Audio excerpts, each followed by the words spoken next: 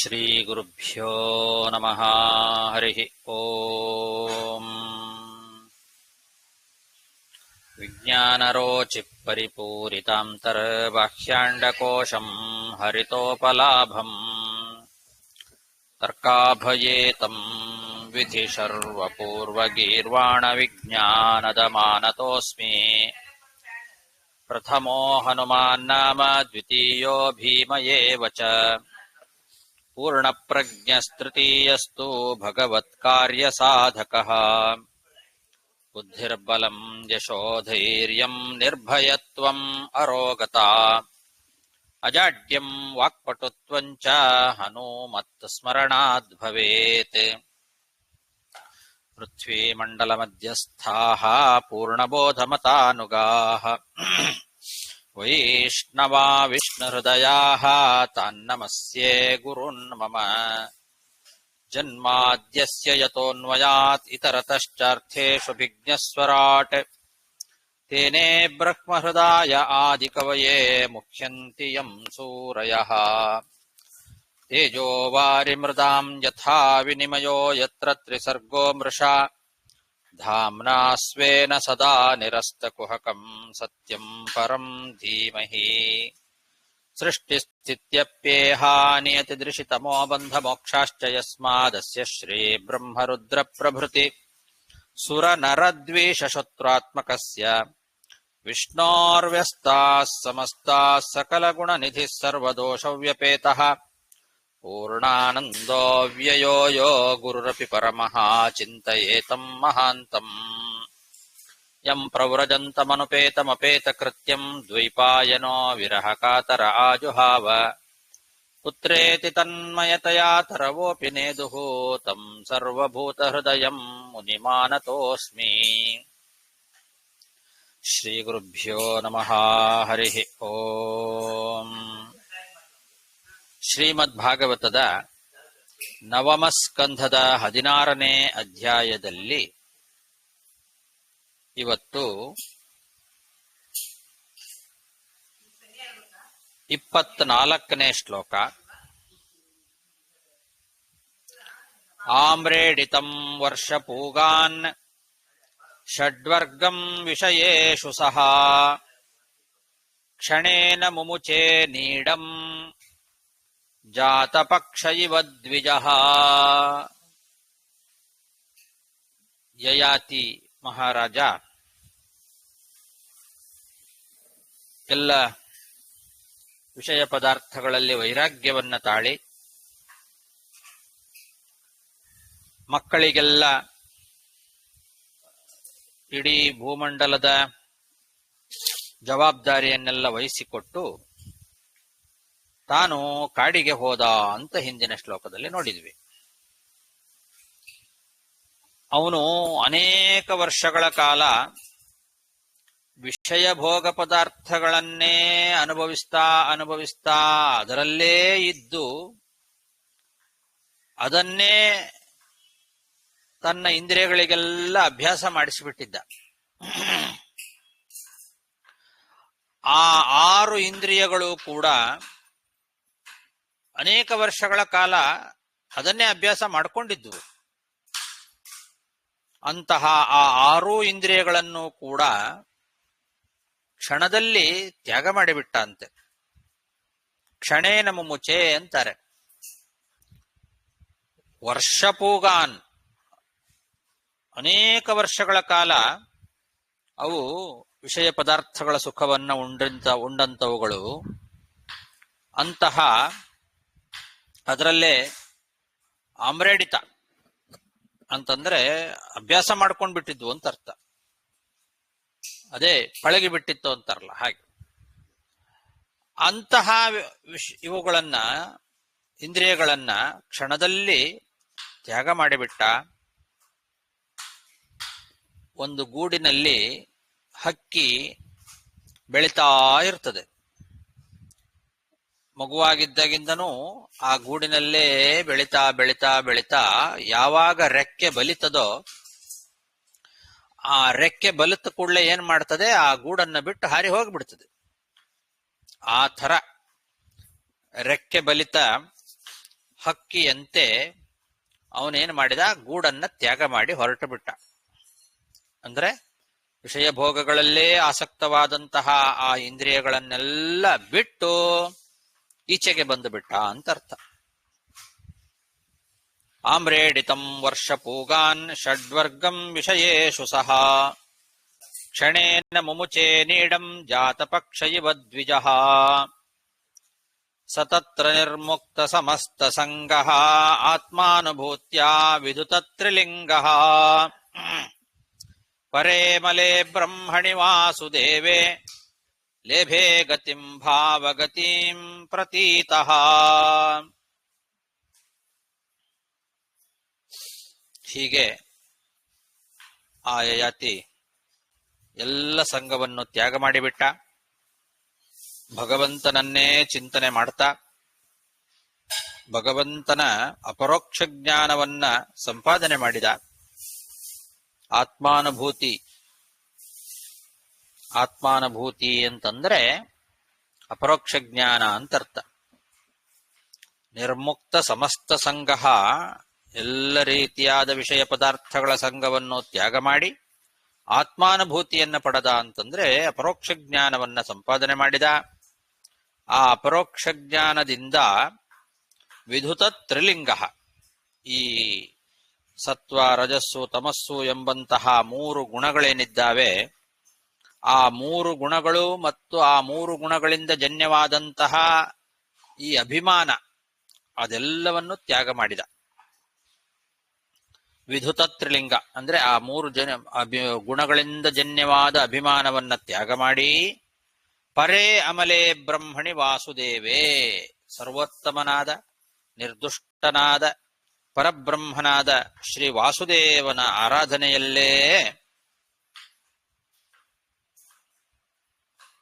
ಭಾವಗತಿಂ ಪ್ರತೀತಃ, ಕೊನೆಗೆ ಅವನನ್ನ ಆರಾಧನೆ ಮಾಡ್ತಾ ಮಾಡ್ತಾ ಮಾಡ್ತಾ ಭಗವನ್ಮಯವಾದಂತಹ ಜೀವನ್ಮುಕ್ತ್ಯಾವಸ್ಥೆಯನ್ನ ಹೊಂದಿಬಿಟ್ಟ.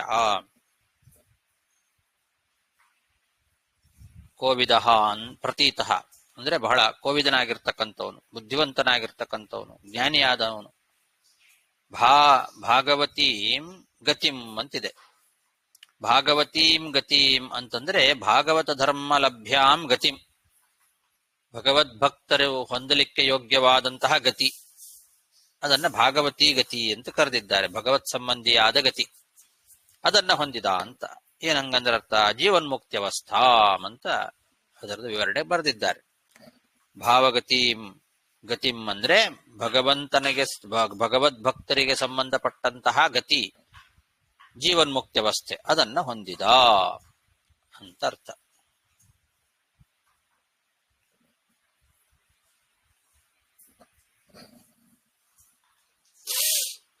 ಸತತ್ರ ನಿರ್ಮುಕ್ತ ಸಮಸ್ತ ಸಂಗಃ ಆತ್ಮಾನುಭೂತ್ಯಾ ವಿಧುತ ತ್ರಿಲಿಂಗಃ ಪರೇ ಮಲೆ ಬ್ರಹ್ಮಣಿ ವಾಸುದೇವೆ ಲೇಭೆ ಗತಿಂ ಭಾವಗತಿಂ ಪ್ರತೀತಃ. ಶ್ರುತ್ವಾ ಗಾಥಾಂ ದೇವಯಾನಿ ಮೇನೆ ಪ್ರಸ್ತೋಭಮಾತ್ಮನಃ ಸ್ತ್ರೀ ಪುಂಸೋ ಸ್ನೇಹ ವೈಕ್ಲವ್ಯಾತ್ ಪರಿಹಾಸಮಿಮೋದಿತಂ. ಈ ಕಡೆಗೆ ದೇವಯಾನಿ ಏನಿದ್ದಾಳೆ ಅವಳು ಅರ್ಥ ಮಾಡಿಕೊಂಡ್ಲು.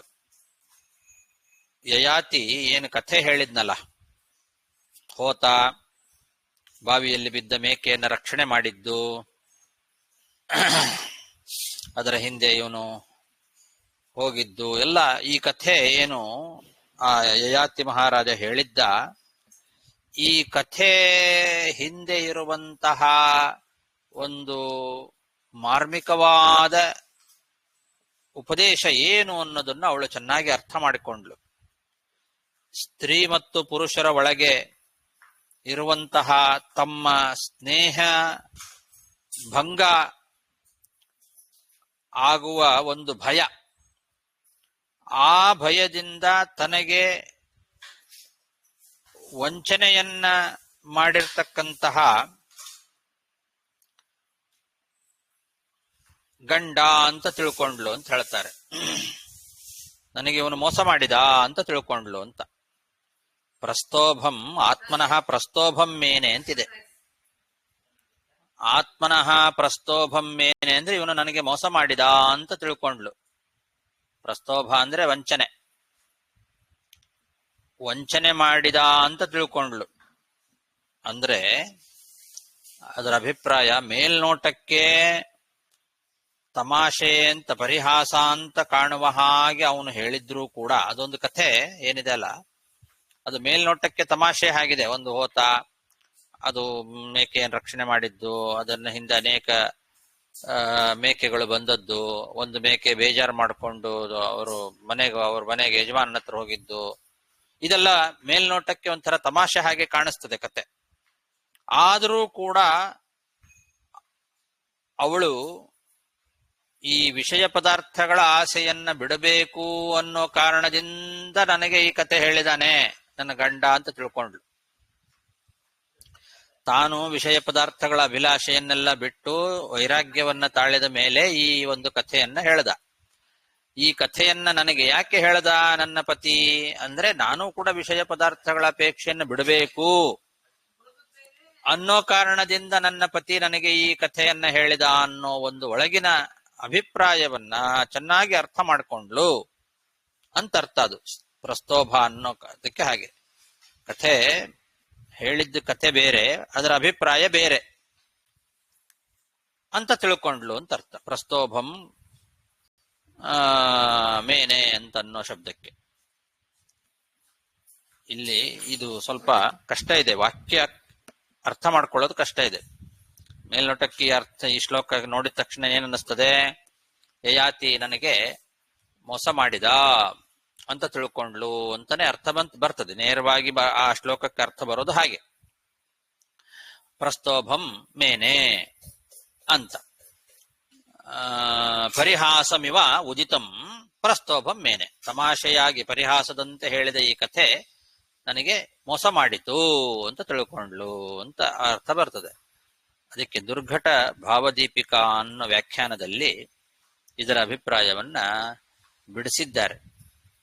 ಅದು ದುರ್ಘಟ ಯಾವುದು ಬಹಳ ಕಷ್ಟವಾಗಿ ಅರ್ಥವಾಗುವಂತಹ ಶ್ಲೋಕಗಳಿದ್ದಾವೋ ಅಂತ ಕಡೆಯಲ್ಲಿ ಮಾತ್ರ ವ್ಯಾಖ್ಯಾನ ಮಾಡಿದ್ದಾರೆ. ಅಲ್ಲಿ ಅವರು ಹೇಳ್ತಾರೆ, ಯದ್ಯಪಿ ಯಯಾತಿ ಭ್ರಾತ್ರ ಪರಿಹಾಸ ಏವ ಕ್ರಿಯತೆ ಮಮ ಪರಿತ್ಯಾಗೆ ತಾತ್ಪರ್ಯಂ ನಾಸ್ತಿ ಇತಿ ದೇವಯಾನ್ಯ ಬುದ್ಧಿಮುತ್ಪಾದಯಿತುಂ ಯಥಾ ದಂಪತಯಃ ಸ್ನೇಹಾತಿಶಯಾತ್ ಪರಿಹಾಸವಾಕ್ಯಂ ವದಂತಿ ತಥಾ ಪರಿಹಾಸ ಪ್ರದರ್ಶನ ಪೂರ್ವಕಂ ಗಾಥಂ ಉಕ್ತವಾನ್ ತಥಾಪಿ ಮಮ ವಚನಾರ್ಥಮೇವ ಪರಿಹಾಸಂ ಪ್ರದರ್ಶಯತಿ ಮತ್ಪರಿತ್ಯಾಗೆ ತಾತ್ಪರ್ಯಮೇವ ತಾತ್ಪರ್ಯಂ ಅಸ್ತ್ಯೇವ ಇತಿ ದೇವಯಾನ್ಯ ಜ್ಞಾತಂ, ನನ್ನನ್ನು ಬಿಟ್ಟು ಹೋಗ್ಬೇಕು ಇವನು ಅನ್ನೋದೇ ಅವನಿಗೆ ಅಭಿಪ್ರಾಯ ಇದೆ. ಅದಕ್ಕೋಸ್ಕರನೇ ನನಗೂ ವೈರಾಗ್ಯ ಬರಲಿ ಅನ್ನೋ ಕಾರಣದಿಂದ ಈ ಕಥೆಯನ್ನ ನನಗೆ ಹೇಳ್ದ ಅನ್ನೋದನ್ನ ಅರ್ಥ ಮಾಡ್ಕೊಂಡ್ಲು ಅಂತ ಅದ್ರ ಒಟ್ಟು ತಾತ್ಪರ್ಯ ಅಭಿಪ್ರಾಯ.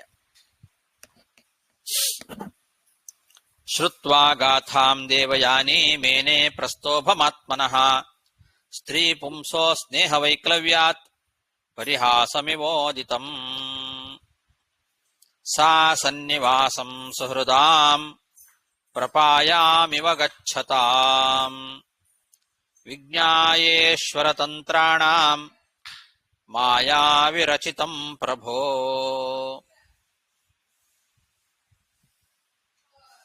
ಅವಳಿಗೆ ಅರ್ಥ ಆಯ್ತು.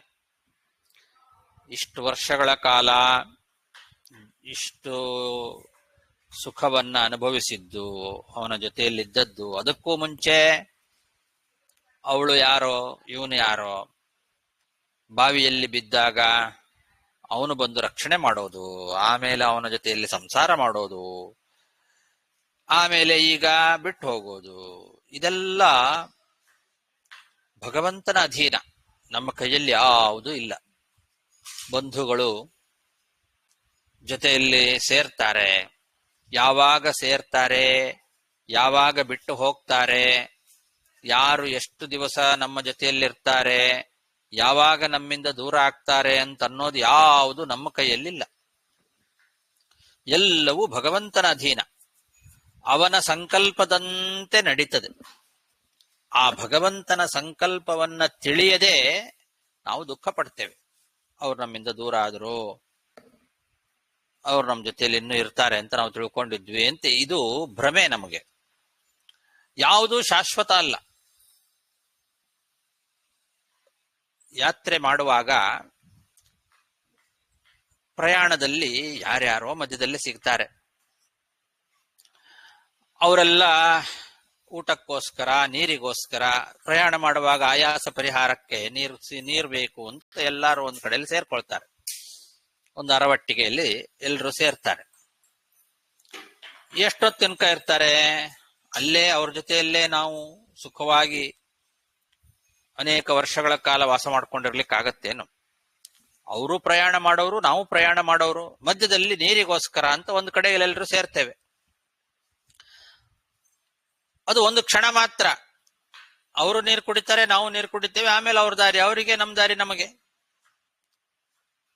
ಹಾಗೆ ಇದು ಕೂಡ ಸಂಸಾರ ಅಂತನ್ನೋದು, ಬಂಧುಗಳೆಲ್ಲ ಒಟ್ಟಿಗೆ ಒಂದೊಂದು ಕಡೆಗೆ ಸೇರೋದು, ಇದೆಲ್ಲ ಆ ಯಾತ್ರಿಕರು ಅರವಟ್ಟಿಗೆಯಲ್ಲಿ ನೀರಿಗೋಸ್ಕರ ಸೇರಿದಂತೆ ಅಂತ ತಿಳ್ಕೊಂಡ್ಲು. ಪ್ರಪಾಯಾಮಿವ ಗಚ್ಚತಾಂ ಅಂತಂದ್ರೆ ಹಾಗರ್ಥ. ಅದನ್ನ ದೃಷ್ಟಾಂತ ಗಚ್ಚತಾಂ ಪ್ರಪಾಯಾಮಿವ. ಯಾತ್ರಿಕರು ದಾರಿಯಲ್ಲಿ ಹೋಗುವಾಗ ಅರವಟ್ಟಿಗೆಯಲ್ಲಿ ನೀರು ಕುಡಿಲಿಕ್ಕೆ ಅಂತ ಸೇರ್ತಾರಲ್ಲ, ಹಾಗೆ ಬಂಧುಗಳೆಲ್ಲ ನಮ್ಮ ಜೊತೆಯಲ್ಲಿ ತಾತ್ಕಾಲಿಕವಾಗಿ ಸೇರ್ತಾರೆ. ತಂದೆ, ತಾಯಿ, ಗಂಡ, ಹೆಂಡತಿ, ಮಕ್ಕಳು ಯಾರೇ ಇರಬಹುದು, ಎಲ್ಲರೂ ಕೂಡ ಆ ಋಣಾನುಸಂಬಂಧ ಎಲ್ಲಿವರೆಗೂ ಇರ್ತದೋ ಅಲ್ಲಿವರೆಗೆ ಯಾವುದೋ ಸಮಯದಲ್ಲಿ ಒಟ್ಟಿಗೆ ಸೇರ್ತಾರೆ. ಆ ಋಣ ಮುಗಿದ ಕೂಡಲೇ ನಮ್ಮನ್ನು ಬಿಟ್ಟು ಹೋಗ್ತಾರೆ ಅಂತ ಈ ರೀತಿ ಆ ಜ್ಞಾನವನ್ನ ಪಡ್ಕೊಂಡ್ಲವಳು. ಎಲ್ಲವೂ ಭಗವಂತನ ಅಧೀನ, ಮಾಯಾ ವಿರಚಿತಂ ಅಂತಿದೆ. ಮಾಯಾ ಅಂತಂದ್ರೆ ಭಗವಂತನ ಇಚ್ಛೆ ಅಂತ ಅರ್ಥ. ಮಾಯಾ ಅನ್ನೋ ಶಬ್ದಕ್ಕೆ ಭಗವಂತನ ಇಚ್ಛೆ. ನಮ್ಮ ಇಚ್ಛೆ ಅಂತ ಯಾವುದು ನಡೆಯೋದಿಲ್ಲ, ಎಲ್ಲವೂ ಭಗವಂತನ ಇಚ್ಛೆಯಂತೆ ನಡೀತದೆ. ಅವನೇ ಇದಕ್ಕೆಲ್ಲ ನಿಯಾಮಕ, ಅವನ ಸಂಕಲ್ಪದಂತೆಯೇ ನಡೀತದೆ ಅಂತ ಹೀಗೆ ತಿಳ್ಕೊಂಡ್ಲು. ಸಾ ಸನ್ನಿವಾಸಂ ಸುಹೃದಾಂ ಪ್ರಪಾಯಾಮಿವ ಗಚ್ಚತಾಂ ವಿಜ್ಞಾಯೇಶ್ವರ ತಂತ್ರಾಣಾಂ ಮಾಯಾ ವಿರಚಿತಂ ಪ್ರಭೋ.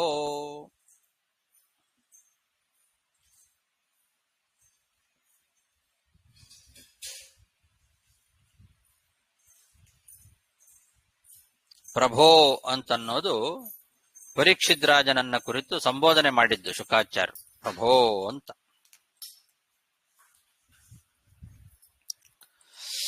ಸರ್ವತ್ರ ಸಂಗಮುತ್ಸೃಜ್ಯ ಸ್ವಪ್ನೋಪಮ್ಯೇನ ಭಾರ್ಗವೀ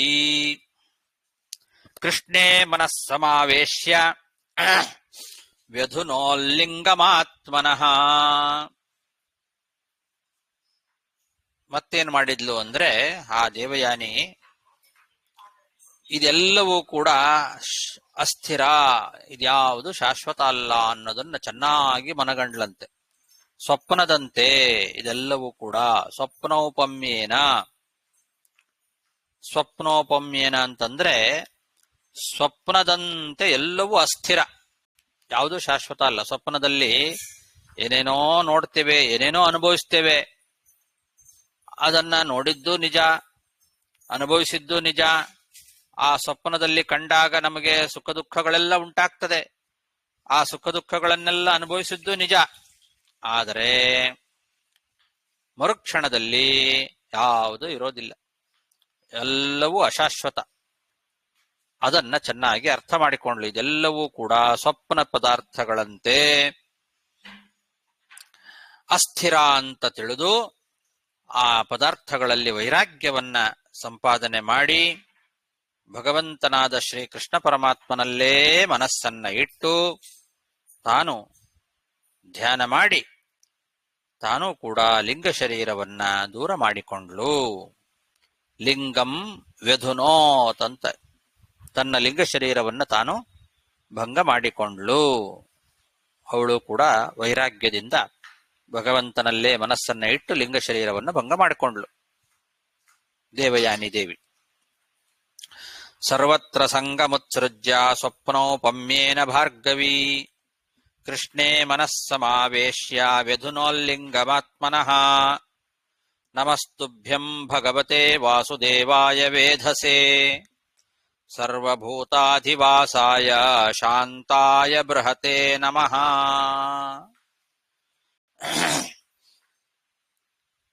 ಎಲ್ಲ ಜಗತ್ತಿಗೆ ಒಡೆಯನಾಗಿರ್ತಕ್ಕಂತಹ ಜ್ಞಾನಸ್ವರೂಪಿಯಾದ ಎಲೆ ಭಗವಂತನೇ, ವಾಸುದೇವನೇ, ನಿನಗೆ ನಮಸ್ಕಾರ ಅಂತಾಳೆ. ನಮಸ್ತುಭ್ಯಂ ಭಗವತೆ ವಾಸುದೇವಾಯ ವೇಧಸೆ ಅಂತ. ವೇಧಸೆ ಅಂತಂದ್ರೆ ಜ್ಞಾನಸ್ವರೂಪಿ ಅಂತ ಅರ್ಥ. ಜ್ಞಾನಸ್ವರೂಪಿಯಾದ ಎಲೆ ವಾಸುದೇವನೇ, ಇದು ನಿನಗೆ ನಮಸ್ಕಾರ. ಸರ್ವಭೂತಾಧಿವಾಸಾಯ, ಎಲ್ಲ ಜೀವಿಗಳಿಗೆ ಆಶ್ರಯನಾಗಿರ್ತಕ್ಕಂಥವನು ನೀನು. ಶಾಂತಾಯ, ಆನಂದಮಯನಾಗಿರ್ತಕ್ಕಂಥವನು. ಬೃಹತೆ, ಗುಣಪರಿಪೂರ್ಣನಾಗಿರ್ತಕ್ಕಂಥವನು. ಸಕಲ ಗುಣಗಳಿಂದ ಪರಿಪೂರ್ಣನಾದಂತಹ ಎಲೆ ವಾಸುದೇವನೇ, ನಿನಗೆ ನಮಸ್ಕಾರ ಅಂತ ಹೀಗೆ ಕೊನೆಯಲ್ಲಿ ಅವಳು ಭಗವಂತನನ್ನ ಸ್ತೋತ್ರ ಮಾಡಿದ ರೀತಿ.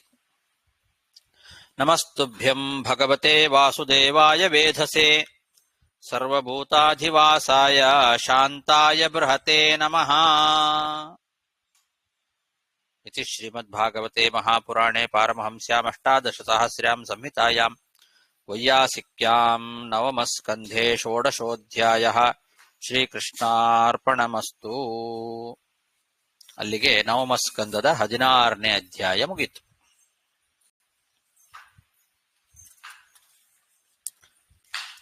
ಮುಂದೆ 17ನೇ ಅಧ್ಯಾಯ ಪ್ರಾರಂಭ. ನವಮಸ್ಕಂದದ 17ನೇ ಅಧ್ಯಾಯ. ಶ್ರೀ ಶುಕ ಉವಾಚ. ಪುರೋರ್ವಂಶಂ ಪ್ರವಕ್ಷ್ಯಾಮಿ ಯತ್ರ ಜಾತೋಸಿ ಭಾರತ ಯತ್ರ ರಾಜರ್ಷಯೋ ವಂಶ್ಯಾಃ ಬ್ರಹ್ಮವಂಶ್ಯಾಶ್ಚ ಜಗ್ನಿರೇ. ಶುಕಾಚಾರ್ಯರು ಪರೀಕ್ಷಿದ್ರಾಜನಿಗೆ ಕಥೆಯನ್ನ ಮುಂದುವರಿಸ್ತಾ ಹೇಳ್ತಾರೆ. ಇನ್ನು ಮುಂದೆ ನಿನಗೆ ಪೂರ್ವವಂಶವನ್ನ ಹೇಳ್ತೇನೆ ಕೇಳು ಅಂತಾರೆ. ಯಯಾತಿ ಮಹಾರಾಜನಿಗೆ 5 ಜನ ಮಕ್ಕಳೇನಿದ್ರು, ಅದರಲ್ಲಿ ಪೂರು ಅಂತನ್ನೋನು ಕೊನೆ ಮಗ. ಅವನಿಗೆ ಇಡೀ ಸಮಸ್ತ ಭೂಮಂಡಲದ ಆಧಿಪತ್ಯವನ್ನ ಕೊಟ್ಟಿದ್ದ. ಆ ಪೂರು ಗುಣದಲ್ಲಿ ಅತ್ಯಂತ ಶ್ರೇಷ್ಠನಾಗಿದ್ದ, ಜ್ಯೇಷ್ಠನಾಗಿದ್ದ. ಅಂತಹ ಪೂರು ತಾನು ಮುಂದಿನ ಈ ವಂಶ ಸಂತತಿಯನ್ನ ಬೆಳೆಸಿದ. ಆ ಪೂರ್ವವಂಶದಲ್ಲೇ ನೀನು ಬಂದವನು ಅಂತಾರೆ ಶುಕಾಚಾರ್ಯರು ಪರೀಕ್ಷಿದ್ರಾಜನಿಗೆ. ಯಾವ ಜನ್ಮದಲ್ಲಿ ನೀನು ಬಂದಿದ್ದೀಯೋ, ನಿನಗೆ ಜನ್ಮವನ್ನ ಕೊಟ್ಟಂತಹ ವಂಶ ಆ ಪೂರ್ವವಂಶ, ಆ ವಂಶವನ್ನ ಹೇಳ್ತೇನೆ. ಆ ವಂಶದಲ್ಲಿ ಅನೇಕ ಜನ ಬ್ರಹ್ಮರ್ಷಿಗಳು ಆಗಿದ್ರು, ರಾಜರ್ಷಿಗಳು ಆಗಿದ್ರು. ಕೆಲವರು ಬ್ರಹ್ಮರ್ಷಿಗಳಾಗಿದ್ದಾರೆ, ಕೆಲವರು ರಾಜರ್ಷಿಗಳಾಗಿದ್ದಾರೆ. ಅಂತಹ ಒಂದು ಉತ್ತಮವಾದ ವಂಶ, ಅದೇ ವಂಶದಲ್ಲೇ ನೀನು ಕೂಡ ಬಂದಿದ್ದಿ. ಆ ಪೂರ್ವ ವಂಶವನ್ನ ಹೇಳ್ತೇನೆ ಕೇಳು ಅಂತಾರೆ. ಪೂರೋರ್ವಂಶಂ ಪ್ರವಕ್ಷ್ಯಾಮಿ ಯತ್ರ ಜಾತೋಸಿ ಭಾರತ ಯತ್ರ ರಾಜರ್ಷಯೋ ವಂಶ್ಯಾಃ ಬ್ರಹ್ಮವಂಶ್ಯಾಶ್ಚ ಜಗ್ನಿರೇ. ಜನಮೇಜಯೋ ಹ್ಯಭೂತ್ ಪೂರೋಃ ಪ್ರಚಿನ್ವಾಂಸ್ತತ್ಸುತಸ್ತತಃ ಪ್ರವೀರೋಥ ನಮಸ್ಯುರ್ವೈ ತಸ್ಮಾಚ್ಚಾರುಪದೋ ಭವತೆ. ಯಯಾತಿಯ ಮಗ ಪೂರು, ಆ ಪೂರ್ವಿನ ಮಗ ಜನಮೇಜಯ ಅಂತ. ಇವನಿಗೂ ಮುಂದೆ ಜನಮೇಜಯ ಅನ್ನೋ ಮಗ ಹುಟ್ಟುತ್ತಾನೆ. ಅದು ಅವನಿಗೆ ಮೊದಲು ಹೆದ್ದದ ಹೆಸರದು. ಪೂರ್ವಿನ ಮಗ ಒಬ್ಬ ಜನಮೇಜಯ ಅಂತ ಇದ್ದಾನೆ. ಆ ಜನಮೇಜಯ ಅನ್ನೋ ಮಗ ಏನಿದ್ದಾನೆ, ಅವನ ಮಗ ಪ್ರಚಿನ್ವಾನ್ ಅಂತ. ಆ ಪ್ರಚಿನ್ವಾನ್ ಅನ್ನೋನಿಂದ ಹುಟ್ಟಿದವನು ಪ್ರವೀರ. ಪ್ರವೀರನ ಮಗ ನಮಸ್ಯು. ನಮಸ್ಯುವಿನ ಮಗ ಚಾರುಪದ. ಹೀಗೆ ಅವರ ವಂಶ. ಜನಮೇಜಯೋ ಹ್ಯಭೂತ್ ಪೂರೋಃ ಪ್ರಚಿನ್ವಾಂ ತತ್ಸುತಸ್ತತಃ ಪ್ರವೀರೋಥ ನಮಸ್ಯುರ್ವೈ ತಸ್ಮಾಚ್ಚಾರುಪದೋ ಭವತಿ. ತಸ್ಯ ಸುದ್ಯುರಭೂತ್ ಪುತ್ರಃ ತಸ್ಮಾದ್ ಬಹುಗವಸ್ತತಃ ಶಂಯಾತಿಸ್ತಸ್ಯ ಹಂಯಾತಿ ರೌದ್ರಾಶ್ವಸ್ತತ್ಸುತ ಸ್ಮೃತಃ. ನಮಸ್ಸುವಿನ ಮಗ ಚಾರುಪದ, ಚಾರುಪದನ ಮಗ ಸುದ್ಯು, ಸುದ್ಯುವಿನ ಮಗ ಬಹುಗವ, ಬಹುಗವನ ಮಗ ಶಂಯಾತಿ, ಶಂಯಾತಿಯ ಮಗ ಹಂಯಾತಿ, ಹಂಯಾತಿಯ ಮಗ ರೌದ್ರಾಶ್ವ. ತಸ್ಯ ಸುದ್ಯುರಭೂತ್ ಪುತ್ರಃ ತಸ್ಮಾತ್ ಬಹುಗವಸ್ತತಃ ಶಂಯಾತಿಸ್ತಸ್ಯ ಹಂಯಾತಿ ರೌದ್ರಾಶ್ವಸ್ತತ್ಸುತ ಸ್ಮೃತಃ.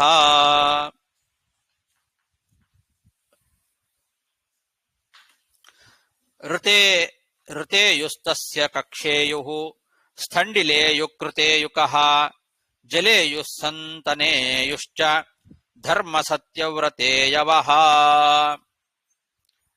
ಹಂಯಾತಿಯ ಮಗ ರೌದ್ರಾಶ್ವ ಆಯ್ತಲ್ವಾ, ರೌದ್ರಾಶ್ವನ ಮಗ ಋತೇಯು, ಋತೇಯುನ ಮಗ ಕಕ್ಷೇಯು, ಕಕ್ಷೇಯುವಿನ ಮಗ ಸ್ಥಂಡಿಲೇಯು, ಅವನ ಮಗ ಕೃತೇಯು, ಅವನ ಮಗ ಜಲೇಯು, ಜಲೇಯುವಿನ ಮಗ ಸಂತನೇಯು, ಸಂತನೇಯುವಿನ ಮಗ ಧರ್ಮೇಯು, ಧರ್ಮೇಯುವಿನ ಮಗ ಸತ್ಯೇಯು, ಸತ್ಯೇಯುವಿನ ಮಗ ವ್ರತೇಯು.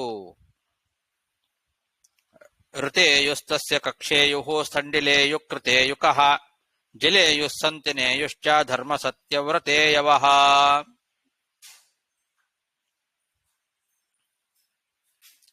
ದಶೈತೇಪ್ಸರಸಃ ಪುತ್ರಾಃ ವನೇಯುಶ್ಚಾವಮಸ್ಮೃತಃ ಘೃತಾಚ್ಯಾಮಿಂದ್ರಿಯಾಣೀವ ಮುಖ್ಯಸ್ಯ ಜಗದಾತ್ಮನಃ.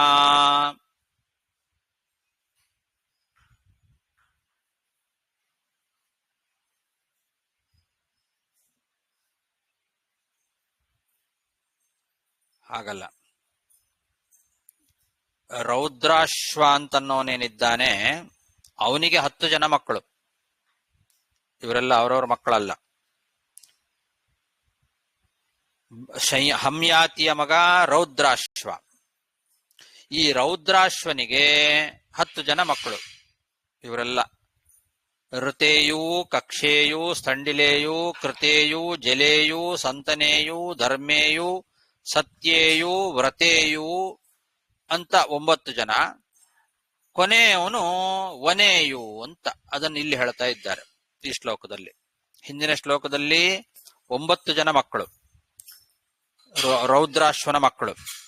ಆ 9 ಜನ ಆದ ಮೇಲೆ ಕೊನೆಯವನು ವನೇಯು. ಈ ತರ 10 ಜನ ಮಕ್ಕಳು ರೌದ್ರಾಶ್ವನಿಗೆ. ಇವರೆಲ್ಲ ರೌದ್ರಾಶ್ವನ ಹೆಂಡತಿ ಘೃತಾಚಿ ಅಂತ ಒಬ್ಬಳು ಅಪ್ಸರೆ. ಆ ಅಪ್ಸರೆಯಲ್ಲಿ ಹುಟ್ಟಿದವರು ಇವರೆಲ್ಲ. ರೌದ್ರಾಶ್ವನಿಂದ ಘೃತಾಚಿ ಎಂಬಂತಹ ಅಪ್ಸರೆಯಲ್ಲಿ ಈ 10 ಜನ ಮಕ್ಕಳು ಹುಟ್ಟುತ್ತಾರೆ ಅಂತ ಹೇಳ್ತಾ ಇದ್ದಾರೆ.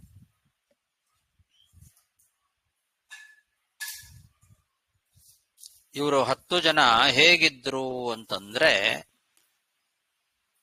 ಅದಕ್ಕೆ ಒಳ್ಳೆ ದೃಷ್ಟಾಂತ ಕೊಟ್ಟಿದ್ದಾರೆ.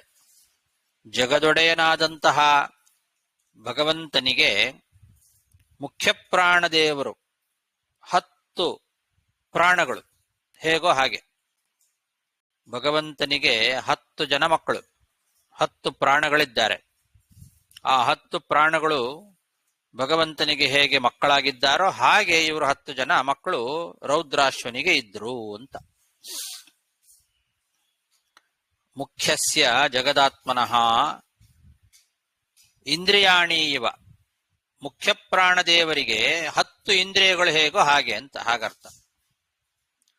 ಮುಖ್ಯ ಪ್ರಾಣ ದೇವರಿಗೆ 10 ಇಂದ್ರಿಯಗಳು ಇದ್ದ ಹಾಗೆ 10 ಮಕ್ಕಳು ಇದ್ರು ಅಂತ.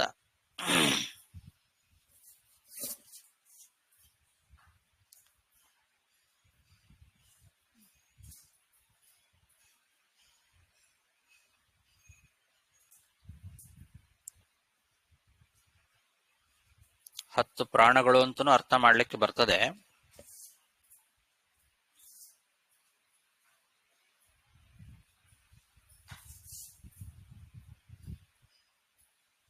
ಇದು ಛಾಂದೋಗ್ಯೋಪನಿಷತ್ತಿನಲ್ಲಿ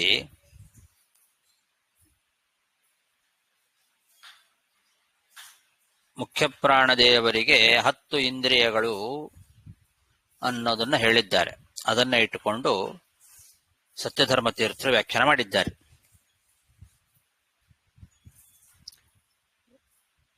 ಮುಖ್ಯಸ್ಯ ಅಂದ್ರೆ ಪ್ರಾಣದೇವರಿಗೆ, ಮುಖ್ಯ ಪ್ರಾಣದೇವರಿಗೆ ತನ್ನ 10 ಇಂದ್ರಿಯಗಳು ತನ್ನ ವಶದಲ್ಲಿ ಹೇಗೆ ಇದ್ದುವೋ ಹಾಗೆ ಅಂತ ಆ ಅಧೀನತ್ವವನ್ನು ಹೇಳೋದು ತಾತ್ಪರ್ಯ. ವಿಜಯಧ್ವಜ ತೀರ್ಥರು ಪ್ರಾಣಸ್ಯ ವಶೇ ಇಂದ್ರಿಯಾಣಿ ಯಥಾ ವರ್ತಂತೆ ತದ್ವತ್ ಅಂತ ಬರೆದಿದ್ದಾರೆ. ಮುಖ್ಯ ಪ್ರಾಣದೇವರ ವಶದಲ್ಲಿ ಅವರ 10 ಇಂದ್ರಿಯಗಳು ಹೇಗೆ ಇದ್ದುವೋ ಹಾಗೆ ಈ ರೌದ್ರಾಶ್ವ ಅಂತನ್ನೋ ರಾಜನ ವಶದಲ್ಲಿ ಈ 10 ಜನ ಮಕ್ಕಳು ಇದ್ರು ಅಂತ. ಹಾಗೆ ಅಧೀನತ್ವವನ್ನ ಹೇಳೋದ್ರಲ್ಲಿ ತಾತ್ಪರ್ಯ. ಕೃತಾಚ್ಯಾಂ ಇಂದ್ರಿಯಾಣಿ ಇವ ಮುಖ್ಯಸ್ಯ ಜಗದಾತ್ಮನಃ ಅಂತ. ಮುಖ್ಯ ಪ್ರಾಣದೇವರಿಗೆ ಅವರಿಗೆ ಜಗದಾತ್ಮನಃ ಅಂತಂದ್ರೆ ಜಗತ್ತಿಗೆ ಒಡೆಯರಾಗಿರ್ತಕ್ಕಂಥವ್ರು, ಜಗತ್ತನ್ನ ಇಡೀ ವ್ಯಾಪಿಸಿಕೊಂಡಿರ್ತಕ್ಕಂಥವ್ರು ಮುಖ್ಯ ಪ್ರಾಣದೇವರು. ಜಗದಾತ್ಮ ಅಂದ್ರೆ ಜಗದ್ವ್ಯಾಪಿ ಅಂತ ಅರ್ಥ. ಇಡೀ ಜಗತ್ತನ್ನ ವ್ಯಾಪಿಸಿಕೊಂಡಿರುವಂತಹ ಮುಖ್ಯ ಪ್ರಾಣದೇವರಿಗೆ 10 ಇಂದ್ರಿಯಗಳು ಹೇಗೆ ಅವರ ವಶದಲ್ಲಿದ್ದುವೋ ಹಾಗೆ ಈ ರೌದ್ರಾಶ್ವನಿಗೆ ತನ್ನ 10 ಜನ ಮಕ್ಕಳು ಕೂಡ ತನ್ನ ಅಧೀನದಲ್ಲಿ ಇದ್ರು ಅಂತ ಇಷ್ಟ ಅಭಿಪ್ರಾಯ. ದಶೈತೇಪ್ಸರಸ ಪುತ್ರಾಃ ವನೇಯುಶ್ಚಾವಮಸ್ಮೃತಃ ಘೃತಾಚ್ಯಾಮಿಂದ್ರಿಯಾಣೀವ ಮುಖ್ಯಸ್ಯ ಜಗದಾತ್ಮನಃ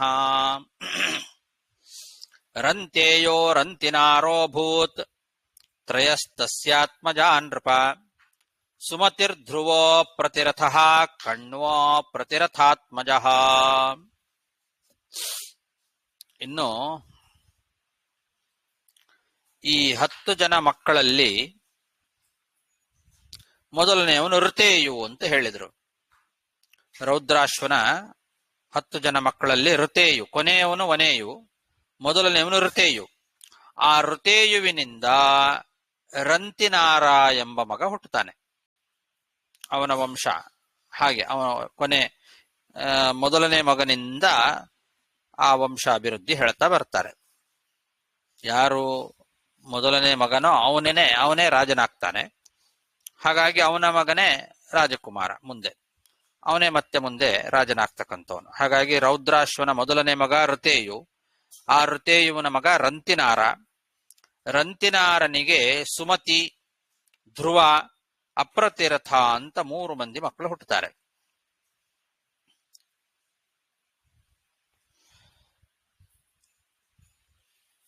ಅಲ್ಲಿ ಅಪ್ರತಿರಥ ಅಂತನ್ನೋನೇನಿದ್ದಾನೆ ಅವನಿಂದ ವಂಶ ಅಭಿವೃದ್ಧಿ ಆಗ್ತದೆ ಮುಂದೆ. ಆ ಅಪ್ರತಿರಥನ ಮಗ ಕಣ್ವ. ಋತೇಯೋ ರಂತಿನಾರೋಭೂತ್ ತ್ರಯಸ್ತಸ್ಯಾತ್ಮಜಾ ನೃಪ ಸುಮತಿರ್ಧ್ರುವೋ ಪ್ರತಿರಥಃ ಕಣ್ವೋ ಪ್ರತಿರಥಾತ್ಮಜಃ ತಸ್ಯ ಮೇಧಾತಿಥಿಸ್ತಸ್ಮಾತ್ ಪ್ರಸ್ಕಣ್ವಾದ್ಯಾದ್ವಿಜಾತಯಃ ಪುತ್ರೋಭೂತ್ ಸುಮತೇರೈಭ್ಯೋ ದುಷ್ಯಂತಸ್ತತ್ಸುತೋ ಮತಃ. ಅಪ್ರತಿರಥನ ಮಗ ಕಣ್ವ, ಕಣ್ವನ ಮಗ ಮೇಧಾತಿಥಿ, ಮೇಧಾತಿಥಿಯ ಮಕ್ಕಳು ಪ್ರಸ್ಕಣ್ವ ಮುಂತಾದಂತಹ ಬ್ರಾಹ್ಮಣರು ಹುಟ್ಟಿದ್ರು ಅಂತ. ಮೇಧಾತಿಥಿಯಿಂದ ಪ್ರಸ್ಕಣ್ವ ಮೊದಲಾದಂತಹ ಬ್ರಾಹ್ಮಣರು ಮಕ್ಕಳಾಗಿ ಹುಟ್ಟಿದ್ರಂತೆ.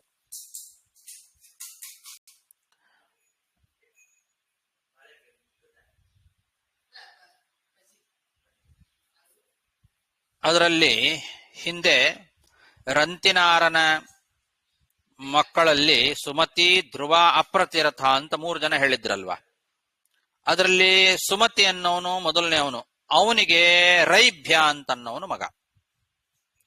ಕೊನೆಯವನು ಅಪ್ರತಿರಥ, ಅಪ್ರತಿರಥನಿಂದ ಕಣ್ವ, ಕಣ್ವನ ಮಗ ಮೇಧಾತಿಥಿ, ಮೇಧಾತಿಥಿಯಿಂದ ಪ್ರಸ್ಕಣ್ವ ಮೊದಲಾದ ಬ್ರಾಹ್ಮಣರು.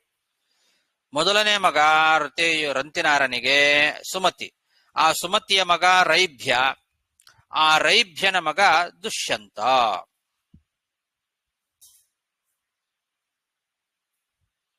ತಸ್ಯ ಮೇಧಾತಿಥಿಸ್ತಸ್ಮಾತ್ ಪ್ರಸ್ಕಣ್ವಾದ್ಯಾದ್ವಿಜಾತಯಃ ಪುತ್ರೋಭೂತ್ ಸುಮತೇರೈಭ್ಯೋ ದುಷ್ಯಂತಸ್ತತ್ಸುತೋ ಮತಃ.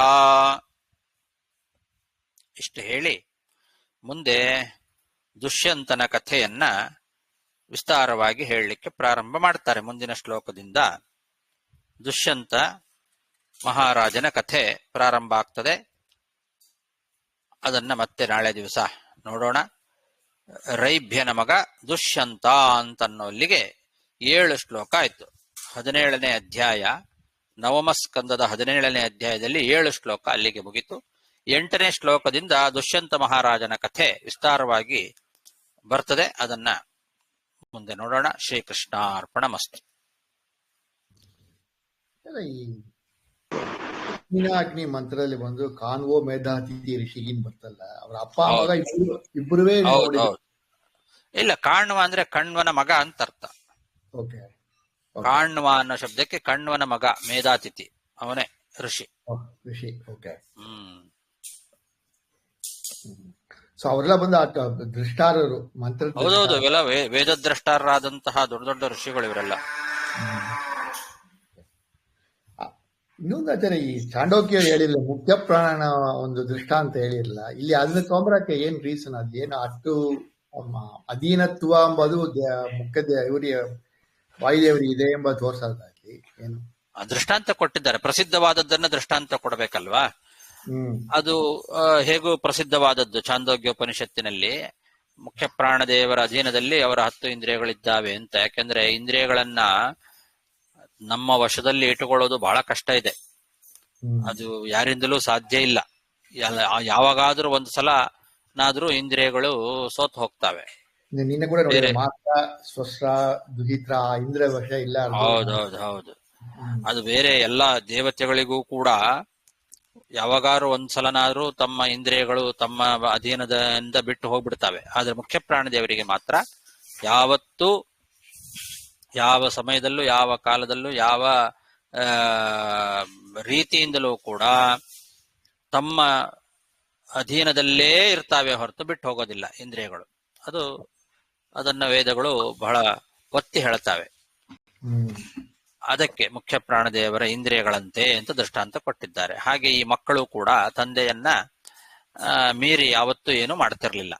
ಅಂತಹ ಒಳ್ಳೆ ಮಕ್ಕಳು ಅಧೀನದಲ್ಲಿ ಇಟ್ಟುಕೊಂಡಿದ್ದ ಹಾಗೆ ಅಂತ ಅನ್ನೋ ಅಭಿಪ್ರಾಯದಲ್ಲಿ ದೃಷ್ಟಾಂತ ಕೊಟ್ಟಿದ್ದಾರೆ.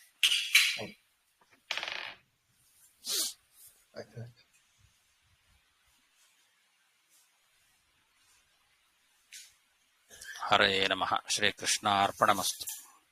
ನಮಸ್ಕಾರ.